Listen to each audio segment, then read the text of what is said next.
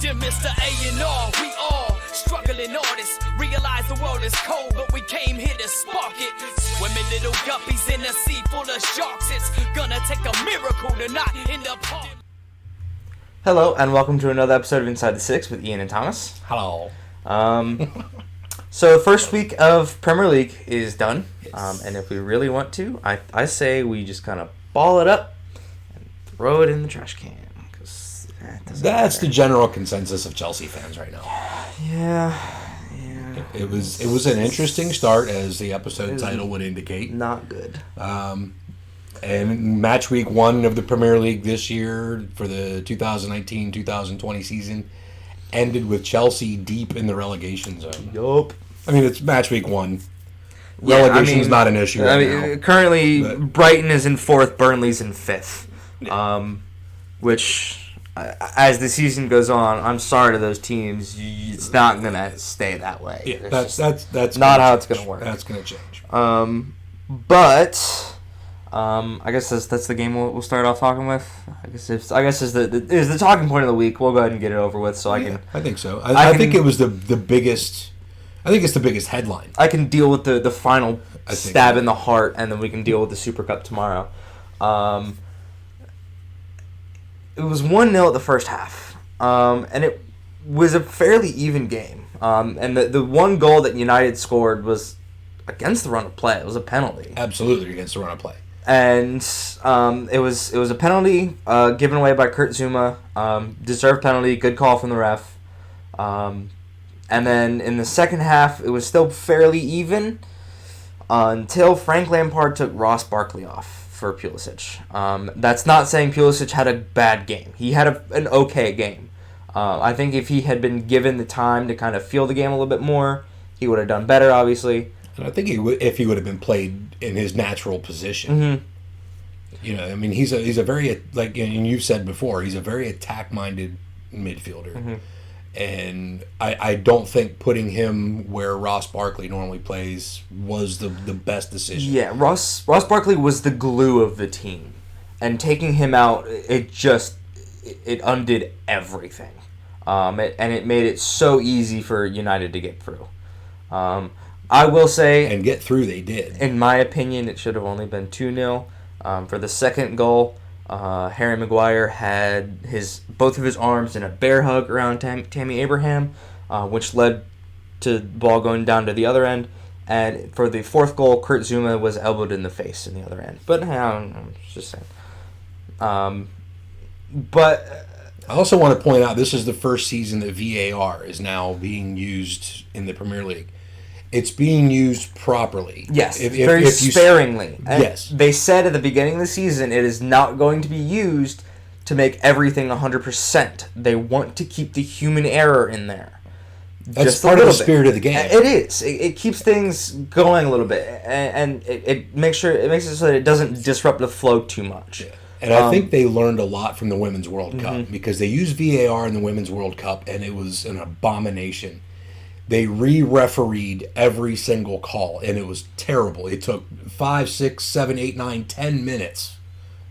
I mean, there was one, I think it was 7 or 8 minutes. Yeah, It took them to review. It's like the only thing VAR is there for is if the referee makes a clear and obvious error. Mm-hmm. That's it. Now they're reviewing every goal, make sure everybody's on sides, make sure there's no fouls. which I'm okay with. I'm perfectly okay with that.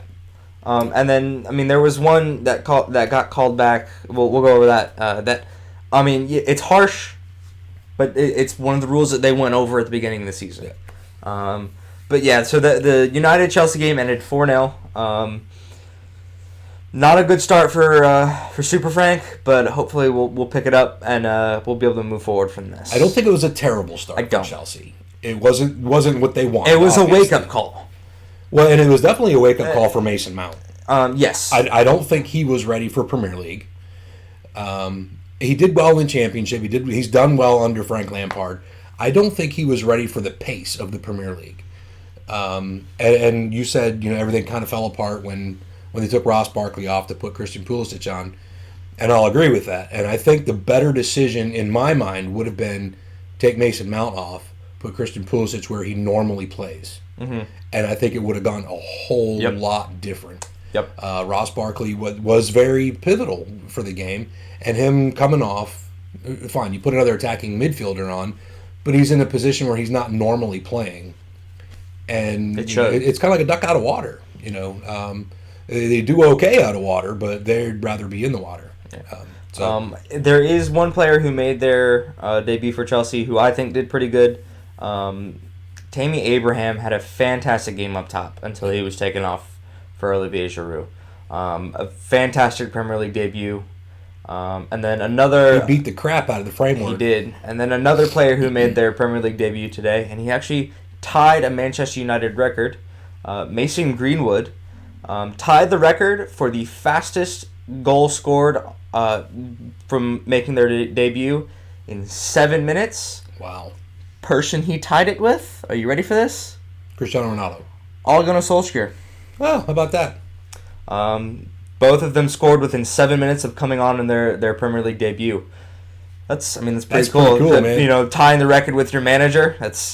Well, I mean, even if it's not tying the record with your manager, 7 minutes in one of the biggest leagues in the world against one of the best teams in the league, and you're on the score sheet. Well, usually one of the best teams in the league. We'll see how it goes. How much of a difference do you think it made for Chelsea to not have David Luiz in the back?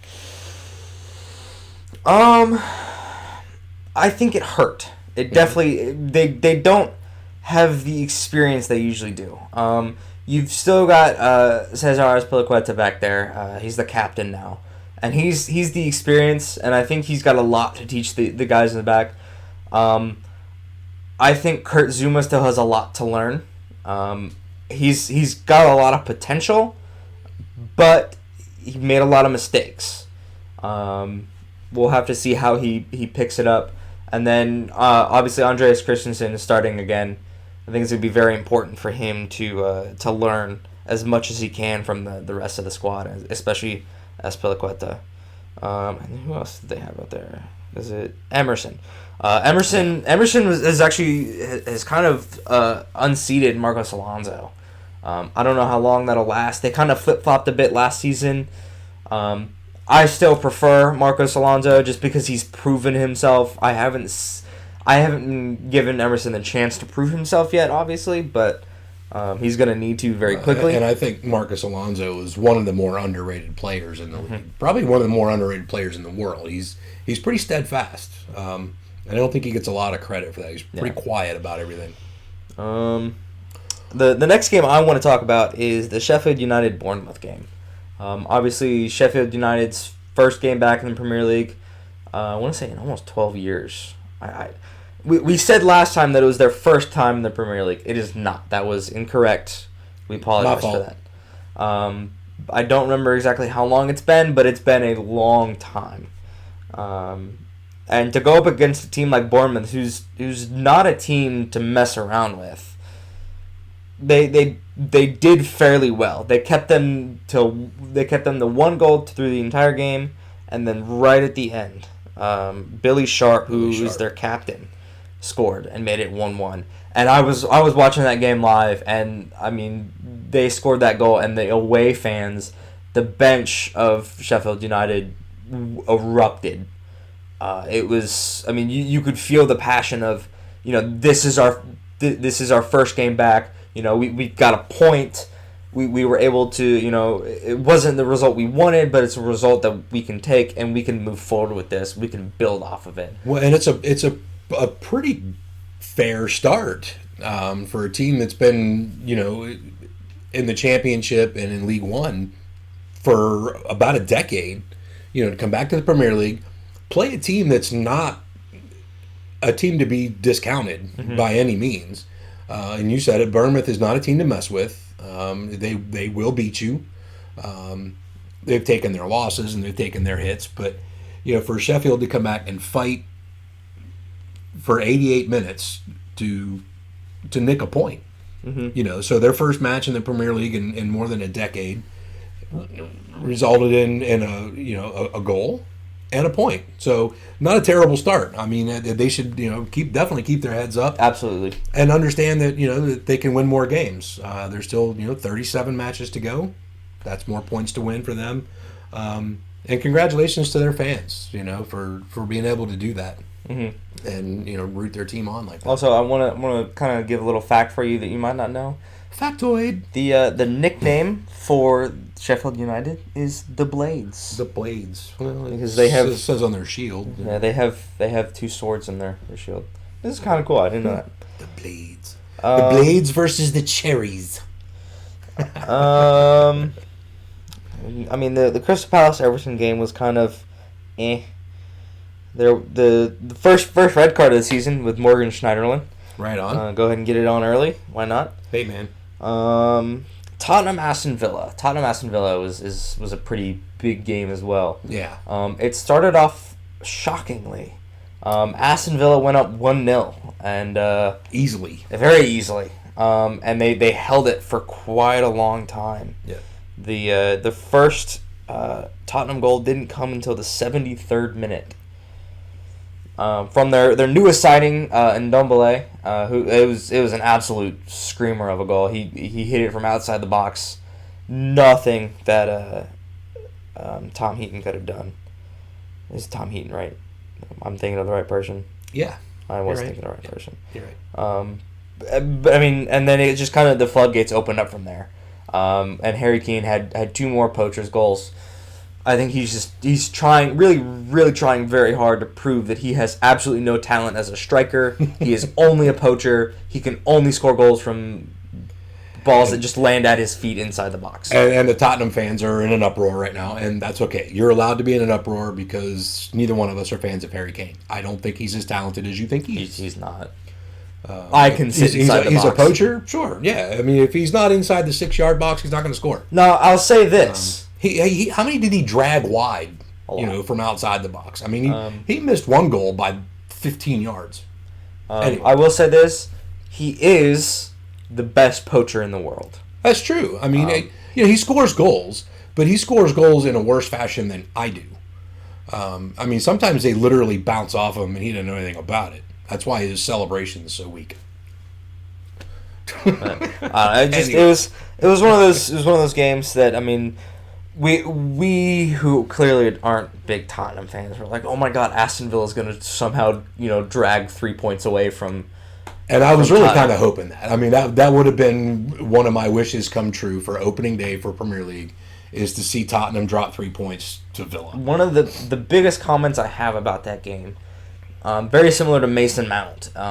Jack Grealish has a lot to learn, a lot to mature about, because he made a lot of mistakes as the Villa captain. And as captain in the Premier League, you can't do that. And again, and Jack Grealish has played in the Premier League, but it's been a while. He was with a team, I forget who he was with when he got relegated. He's been with Aston Villa. Might have been Villa. For his Okay. entire life, yeah. Okay. So he got relegated. So he was in the championship, and I've watched some championship games. We don't get access to a lot of them here where we're at. Unfortunately. Yeah, I would really enjoy watching those. But it's a different style of play. Premier League is a very fast-paced game. The championship I don't think is quite as fast. Grealish was very young when he was in the Premier League. They got relegated, so he spent the last couple of years in the championship, and now he's in the Premier League. And again, he wasn't ready, and he did make a lot of mistakes. He's going to be okay. He's a skilled player. He is. He's very talented. He's just got to mature a little bit and kind of grow into the league, and I think he'll be okay. He's very young and very inexperienced to be a captain, but that's what happens when you come from the championship. That those are the kind of players that. Well, usually they find a player that they can build around, and they do their very best to do that. Yeah. And he happens to be that player right now. Right now. But Villa did not play poorly. Yeah, it was. at all. It was not a bad performance. The scoreline doesn't show how good of a performance they had. Yeah. They got a goal, which is more than what Chelsea can say, unfortunately. But And they were at the New White Hart Lane, so Yeah. I mean they were in London, in Tottenham's house, and scored It was an incisive goal. I mean, they weren't messing around. yeah, but I'll go through some of the rest of the games. Let's see, Man City 5-0 over West Ham. That was, I mean, City exactly from where they started last season. Yeah, Raheem Sterling with the first hat trick. I mean, they got it started early, and I don't foresee them stopping. They are an absolute unit moving through these teams, and it's going to hurt. I think it's gonna be fun to watch them this season. They're a fantastic team. Burnley 3-0 over Southampton. Brighton 3-0 over Watford, which kind of surprised me a bit. That one surprised me too. Especially with the struggle that Brighton had last season. Right above the relegation zone. New manager, and I think the manager, and Watford's not a team to mess with. They have some talent, but their new manager, I don't remember what his name was. But do you think Watford, Graham Potter? Do you think Watford got weakened a lot when Richarlison left last season? I don't think so. I don't think it hurt them that bad because they still. They were still able to perform. They got to the was it the FA Cup final or one of them? I don't remember which one. It was EFL Cup, I believe. Yeah, against Man City. Watford aren't a terrible team. I think Brighton just had they had an influx of new ideas, new tactics from their new manager, and it helped. Yeah, they do have a new manager. Mm-hmm. Yeah, Graham Potter is his name. Yeah, I forgot Barack Obama got fired. You mean Chris Hughton? Yeah, that guy. He looks like Barack Obama to me. Kind of. Actually, I want to save that. That's the last game I want to talk about. And then Arsenal 1-0 over Newcastle. That was kind of a boring game. A goal from Aubameyang. Newcastle didn't play terribly, but it wasn't. But Arsenal 1-0 over Newcastle. I would have expected more from Arsenal. Me too. Especially with the amount of attacking players that they bought over the. Yeah. But we'll have to wait and see. Maybe they just haven't been been given enough time to mesh together yet. Well, with that, Newcastle held Arsenal to a 1-0 win. So they need to keep their heads up. I think that's a good result. Yeah, absolutely. That's a pretty big result. It's obviously not the result they would like to have, but 1-0 against Arsenal is a pretty good way to end things. The last game that we haven't talked about yet is Leicester 0-0 with Wolves, and the big talking point about this was the goal that Wolves scored being taken away. It was the right call. Yes. It was soft. It was soft, but it was the correct. But it followed with all of the rules and statements that the FA came out with at the beginning of the season. What happened? I don't even remember who it was. A cross came in for Wolves. One of the attacking players headed it. It hit off the arm of another player, bounced up off their head, and then the player who initially headed it volleyed it in. VAR looked at it. They said it hit the arm. We said at the beginning of the season, any handball, intentional or not, that leads to a goal will be disallowed. You can't argue. You might not like it, but you can't argue it because those are the rules that they gave us at the beginning of the season. And my hope is, because they've gone through rules changes and rules clarifications at the beginning of every season since I can remember. And there's always a lot of them at the very beginning of the season for the first 4, 5, 6 matches. They kind of hold true to that. And then somehow they just kind of drift away from it and nobody ever mentions it again. This is huge. Any handball, intentional or not, that results in a goal will be disallowed. If they're going to do that, especially to Wolves, it costs them 3 points. And again, I agree with the call. I think it was soft. It was definitely not an intentional handball. He was in the air, and he was kind of, his arm was not in a natural position, and it wouldn't have mattered anyway because any handball, intentional or not, and it disallowed the goal.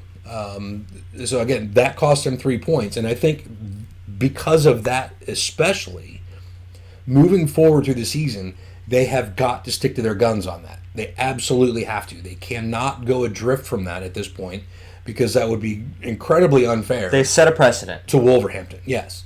Because if somebody else down the line gets away with that, how do you rectify that? Mm-hmm. Wolves got it disallowed and it cost them 3 points. Well, it cost them 2 points. They got a point out of it. And then someone else, gets to keep the goal and possibly all 3 points.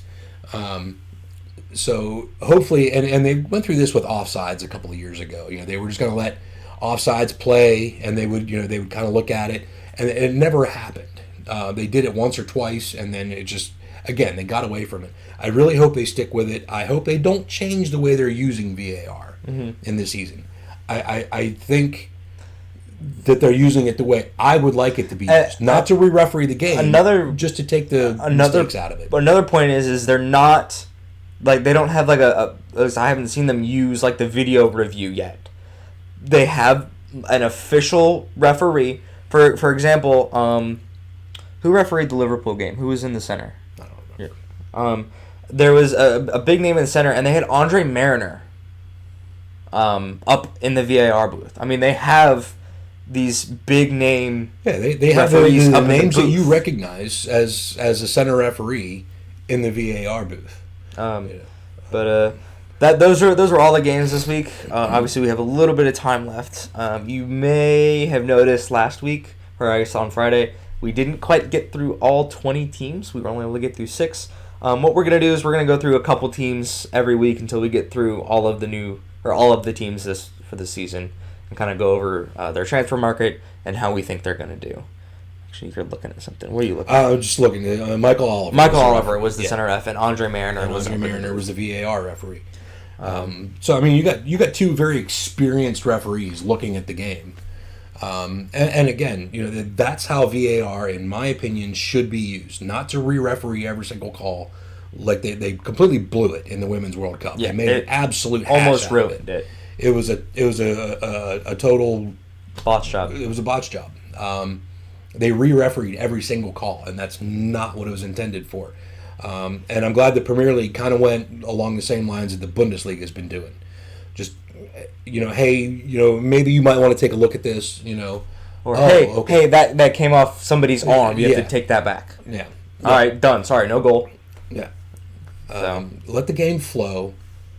Leave the human element in there, because that is part of the spirit of the game. I mean, these are people. They're human beings.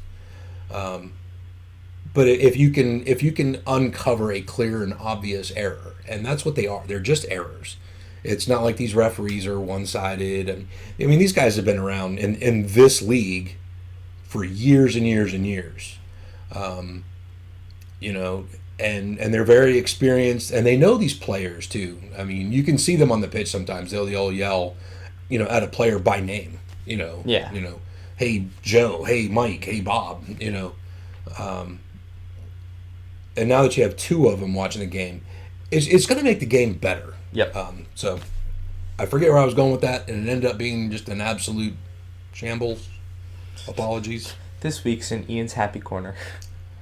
Anyways, so the 3 teams that we're going to go over today are Wolverhampton, Everton, and Leicester.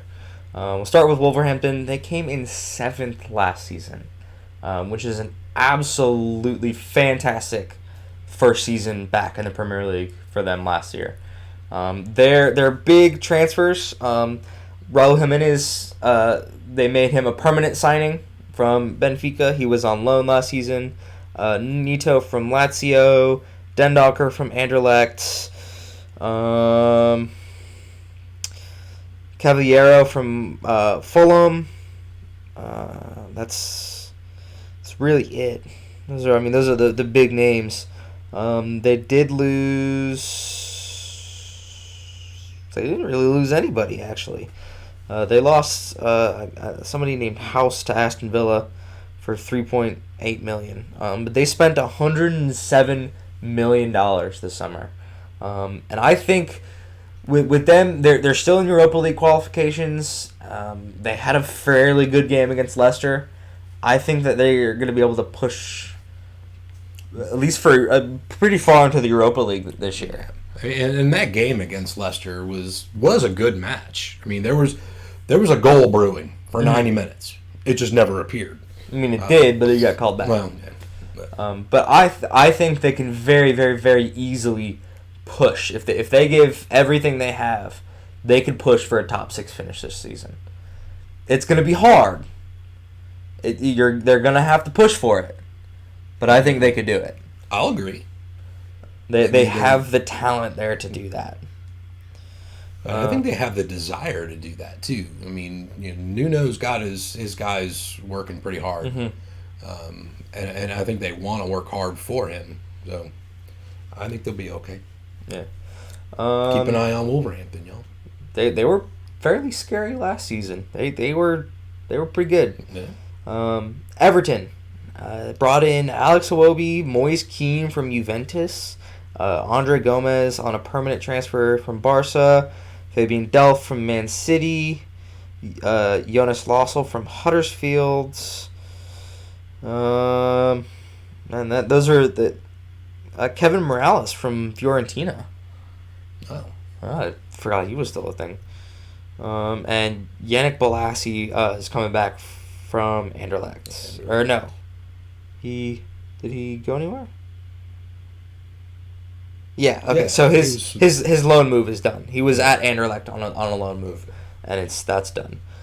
They did lose Idrissa Ganagay to Paris Saint-Germain. Oh, really? Ademola Lookman went to RB Leipzig. Oh. Phil Jagielka is at Sheffield United now. I forgot about that. And those are the main losses for them. Those are kind of big hits. I mean, they are. I mean, luckily it wasn't too much. They did spend. They had a net loss of $45 million over the transfer window, and they didn't look too good in their first game against Crystal Palace. And it was a draw. It was a 0-0 draw. 0-0 draw. I don't know. I think Everton are going to struggle again this season. They have the talent, but it just seems like they don't. They aren't merging it correctly. They don't put it together for some reason. It's a struggle. Obviously, we'll have to wait and see. As the season picks up, maybe things will merge a little bit better. Maybe Alex Iwobi comes on and is an absolutely sensational striker. I'm excited to see what Moise Kean can do. He was a pretty big talent last year at Juventus, but obviously, I mean, with Cristiano Ronaldo, it's hard to get time up top at a club like that. And he's still a teenager. He's still 19, so he's very, very, very talented. And then Leicester, they were able to sign Yuri Tielemans permanently from Monaco, Ayoze Perez from Newcastle. I think that might be okay for both of them. Mm-hmm. For Perez and for Leicester. Yeah. And they got Slimani from Fenerbahce. They did lose. Really? They did. So Slimani's back at Leicester. Slimani is back. His loan ended. Oh, okay. It was a what loan. happened. It was a loan. Okay. They did lose Harry Maguire. Yeah. And I just Who lost had an my alright page. game with United. He's Harry Maguire. I mean, he's a pretty steadfast dude. Oh, that's right. They lost Shinji Okazaki as well. Oh. He went to Malaga on a free transfer. So who they got up top with Jamie Vardy now? James Madison. Oh, okay. He's more of like a holding. Yeah, kind Really? of in behind him. Yeah. Yeah. That and Tielemans. That's a good one, yeah. But I think that's where we'll stop today. We'll go over next week. We'll go over West Ham, Watford, and Palace. A lot of movement from those two teams. Do you have a rumor? Ooh, Where did I see it? that's right. Because the English transfer window is closed. But the European transfer window is Still not open, closed. so players can still leave England and go to other countries, but they can't come in from other countries to England, or they can't move within England. Until which January. Is weird. But I don't know why it was that a one closes rumor that there were rumors before the English transfer window closed. Lots of rumors flying around about Felipe Coutinho. Yes. Going to Arsenal or whatever, and he turned everybody down. But now there's a new rumor that he may possibly be going to Bayern Munich. There also It's just a rumor. Just a rumor, not confirmed by anyone. there was news that I saw this morning that Barcelona officials are in Paris talking about a possible swap move for Neymar and Coutinho. Well, Very interesting. yeah. So there's still movement and transfers. The English window again is closed till January, but there may be still some news here and there, and we'll bring it to you when we got it. All right. I think that's all I I got. think that's all I got. Take us Folks, out. That's Inside the Six with Ian and Thomas. We want to thank you guys for watching. Hit the like button. Hit the bell so you get notifications. Don't forget to subscribe. Check out the t-shirt shop. It's got all kinds of neat stuff with our logos on it. We are working on a new logo. Some ideas are being kicked around right now. Special thanks to Thomas, who does our editing, production, and all that stuff. You guys are probably going to start seeing more posts on social media from us. We're going to try to push that a little bit more and be a little more active with that. It gives you a little bit more of a chance to interact too. This episode's not live, so if you chatted and nothing happened, that's why. Sorry. But we're going to go live as often as we can so you guys can join us and chat with us and stuff. Special thanks to our good friend Macrophonic MC. We use his music for the intro and the outro. Check out his stuff. He's a very talented artist. He's a super cool family dude. Check that stuff out, and we will see you for week 2. Thanks, guys. That Dear Mr. A&R, we all struggling artists. Realize the world is cold, but we came here to spark it. Swimming little guppies in a sea full of sharks. It's gonna take a miracle to not end up hard.